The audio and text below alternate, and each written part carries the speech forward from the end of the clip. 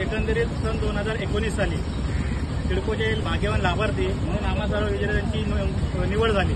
पण एकंदरीत आम्हाला असं वाटतं की भाग्यवान म्हणण्यापेक्षा दुर्भाग्यवान म्हणायचीच वेळ आमच्यावर आलेली आहे. कारण एकंदरीत 5 वर्ष होऊन गेले तरी सिडकोने आम्हाला कुठल्याही प्रकारचा ताबा दिलेला नाही. आमची घराची सुरुवातीची किंमत आमच्या सेक्टरची किंमत इतर सेक्टरपेक्षा एकंदरीत 2 लाखाने जास्त होती. तरी पण आम्ही काही बोलून ते आम्ही प्रोसेस चालू केली. त्यानंतर कोरोनाच्या सारख्या महामारीच्या काळामध्ये सिडकोने आमच्या घराच्या किमती 3 लाखांनी वाढवल्या. तरी आम्ही काही न बोलता सर्व विजेत्यांनी ते ऍक्सेप्ट करून आम्ही आमच्या बँकेकडे आमचे हप्ते चालू केले. तर सन 2022 ते सन 2023 यामध्ये आम्हाला 25% वाढवून देण्यात आले. सन फेब्रुवारी 2023 यामध्ये आम्ही सर्वांनी सिडकोला एकूण रक्कम पेड केली.